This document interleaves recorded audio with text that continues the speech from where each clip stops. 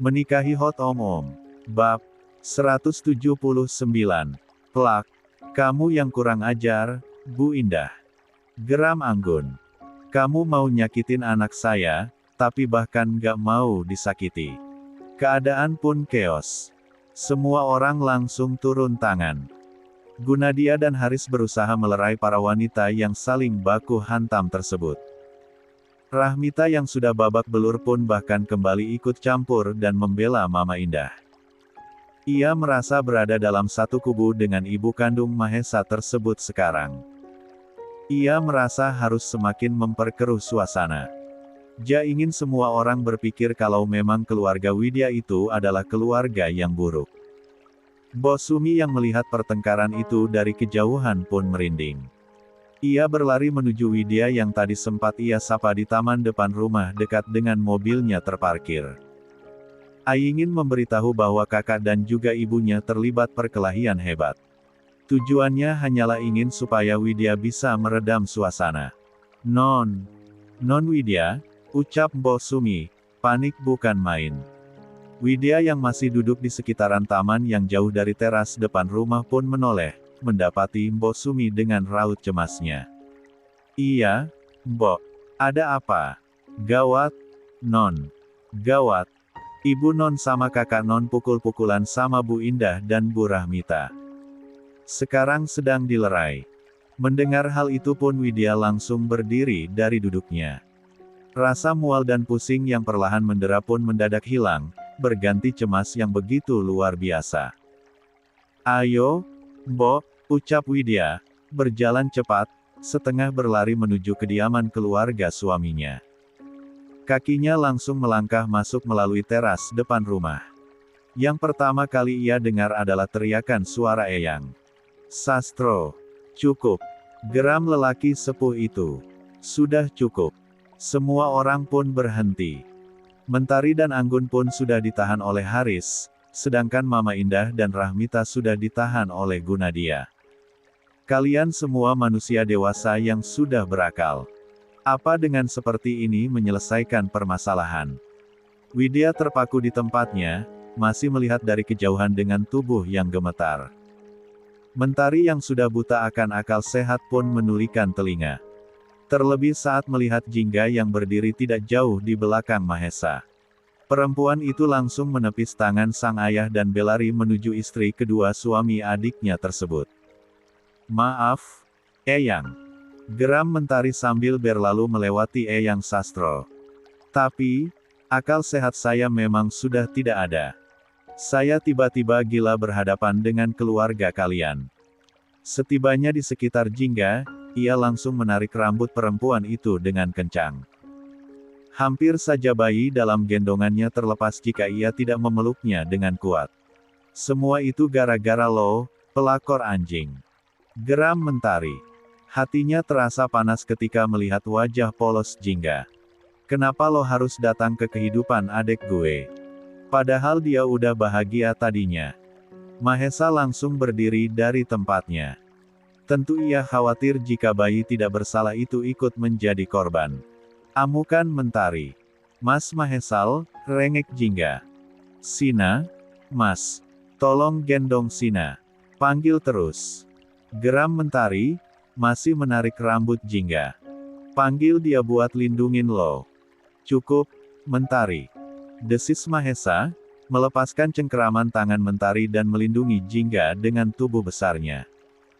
Mereka tidak memiliki kesalahan terhadap kamu. Mas, ucap Jingga, ketakutan dalam dekapan Mahesa. Lah semakin mendekap putrinya yang berteriak menangis. Kasihan Sina. Dia ketakutan. Mahesa hendak membawa anak dan istrinya itu menjauh, tapi Mentari tidak melepaskannya. Ia terus berusaha menggapai tubuh Jingga dan menjadikan tubuhnya sebagai sasaran pukulannya. Lo emang brengsek, Mahesa, teriak Mentari, tidak terima melihat lelaki itu begitu melindungi Jingga dan anaknya. Lo emang brengsek. Mahesa membiarkan saja Mentari memukuli punggungnya dan bergerak membimbing Jingga menuju kamarnya.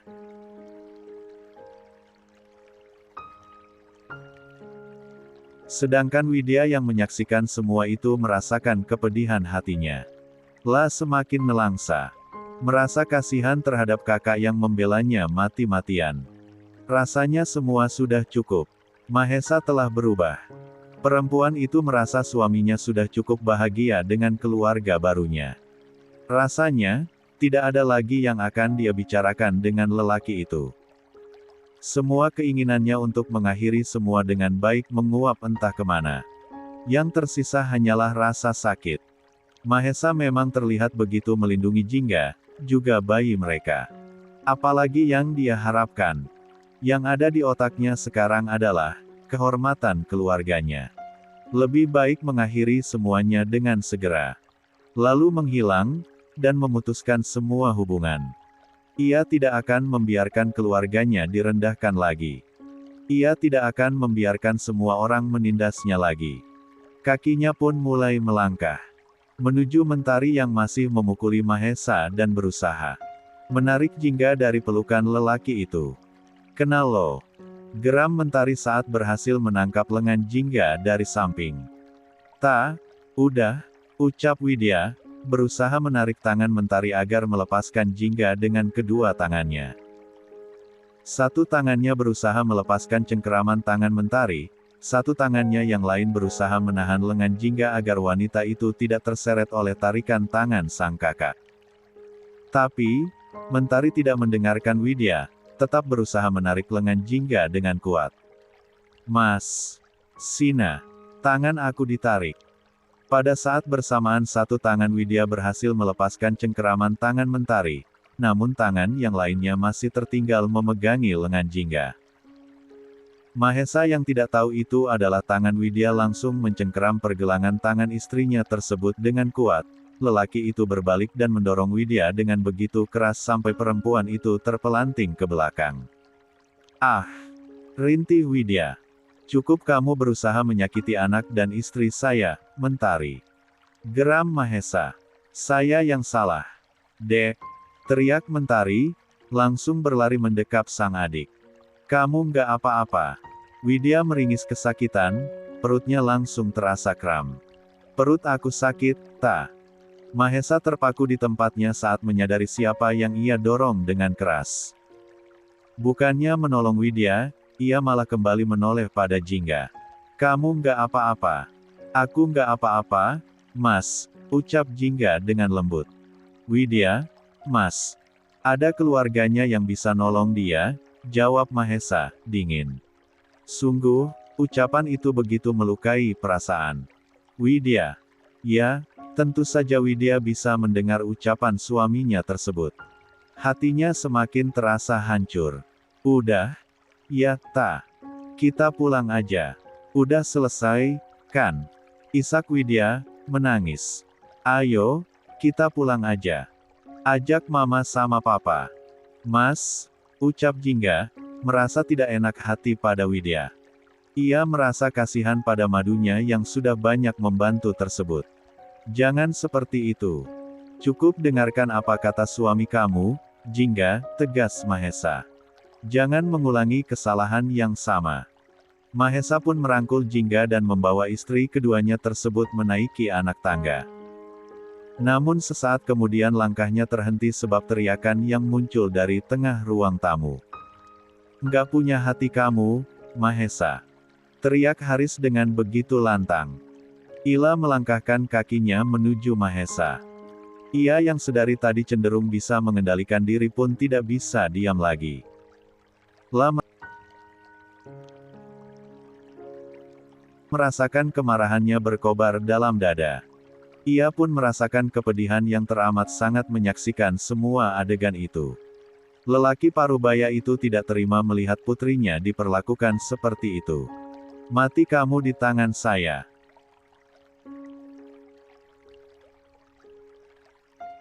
Haris menarik kerah belakang Mahesa dengan sekuat tenaganya. Mahesa refleks melepaskan rangkulannya pada Jingga sebab khawatir perempuan itu dan bayinya akan ikut terjatuh bersama tubuh besarnya. Bak! Tubuh lelaki itu jatuh terlentang di lantai. Dengan segera Haris berlutut di antara tubuh menantunya tersebut dan memberikan tinjunya pada pipi kanannya. Bajingan kamu, Mahesa, bak. Pipi kiri suami sah Widya tersebut tidak luput dari tamparan keras sang mertua yang dikuasai oleh emosi yang tidak terkendali. "Pak," ucap Widya hendak bergerak menggapai sang ayah. Namun perutnya terlalu kram dan nyeri jika digerakkan. Ia bahkan masih terduduk di lantai ditemani dengan Mentari dan Anggun yang menyusulnya. "Udah, Pak. Nggak bisa, Bun." Geram Haris memberikan pukulan kerasnya lagi pada wajah tampan Mahesa. "Pria brengsek ini harus mati di tangan Papa." Widya menggeleng lemah. Ia berusaha untuk berdiri namun tidak mampu. "Bantu aku ke sana, Ta," ucap Widya memohon pada Mentari. "Negak, Bun. Biarin aja. Suami kamu itu pantas dapetin itu. Biar Papa kasih pelajaran berharga sama dia." Widya memegangi kedua tangan Mentari. Dia masih berusaha memohon pada kakak perempuannya tersebut dengan mengguncangkan kedua tangannya. "Enggak, Ta. Enggak gini caranya. Papa bisa masuk penjara. Aku nggak mau, Ta. Please, Ta. Tolong suruh Papa berhenti. Kita tuntut mereka balik kalau mereka berani masukin Papa ke penjara," jelas Mentari. "Kejahatan yang mereka lakukan itu lebih banyak dan menyakitkan, Bun. Kamu nggak usah mikirin itu. Papa tahu apa yang harus dia lakukan." Tahu berbicara dengan Mentari hal yang sia-sia, Widya pun beralih pada Anggun yang fokus melihat bagaimana mantan suaminya itu menghajar Mahesa dengan segenap kemarahannya. "Mama, tolong suruh Papa berhenti, Ma. Tolong suruh Papa berhenti. Please, Ma." Widya benar-benar ketakutan melihat bagaimana sang ayah meluapkan kemarahannya pada sang suami. Jantungnya bahkan terasa ingin keluar dari kerongkongannya. Bagaimanapun hatinya terasa sangat sakit, masih ada rasa tidak tega dan tidak rela suaminya dipukuli seperti itu. "Enggak, Bun. Biarin aja. Biarin." Geram Anggun yang satu suara dengan Mentari. "Biar nggak seenaknya laki jaki kurang ajar seperti dia nyakitin kamu. Mama sakit hati, Bun. Mama nggak terima kamu di seperti itu kan. Mama nggak rela. Ma, please. Nggak untuk kali ini, Buna," tolak Anggun tegas. Belas kasihan Mama nggak ada sama sekali untuk laki jaki jahat itu. Biarin aja dia luka-luka. Kalau bisa sampai putus napasnya sekalian. "Enggak, Ma, no." Widya pun menyeret tubuhnya menuju sang ayah. Memaksakan diri untuk menggapai lelaki yang telah memberikan sebuah kenyamanan untuknya akhir-akhir ini. Mentari dan Anggun tentu tidak diam saja. Mereka mencoba untuk menghalangi. Namun Widya malah berteriak meminta untuk dilepaskan. "Lepasin, Ta," teriak Widya. "Lepasin. Biar aku yang tarik Papa kalau kamu nggak mau." "Bun. Please, Ma. Biarin Widya ke Papa." Anggun dan Mentari pun terus membujuk, tapi Widya tetap keras kepala dan tetap bergeser ke arah suami dan ayahnya. Tapi fokus Anggun kemudian bergeser pada Indah yang hendak berlari untuk melindungi Mahesa. Ia pun bergerak untuk menahan besannya itu agar tidak menghentikan aksi Haris. Guna dia, sedangkan lelaki itu diam terpaku melihat bagaimana putranya sendiri dipukuli. Entah apa yang ada di kepala lelaki itu. Tidak ada yang bisa menebaknya. Ia seperti sengaja membiarkan kejadian itu berlangsung di depan matanya. "Buna," bisik Mahesa dalam hati. Diam-diam ekor mata lelaki itu bisa menangkap bagaimana wanita yang sangat dicintainya itu menyeret tubuhnya mendekat.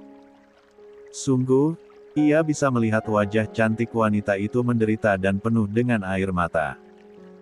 Dan sungguh, hatinya terasa remuk melihat gadisnya itu bahkan tidak bisa menopang tubuhnya dengan kakinya sendiri. Tapi dia malah membiarkannya begitu saja sebab ada sesuatu yang menahannya. Rani. Jingga yang sangat panik melihat bagaimana suaminya tersebut dipukuli langsung memanggil Rani yang sedang mengintip perkelahian keluarganya dari ambang pintu dengan para pekerja lainnya.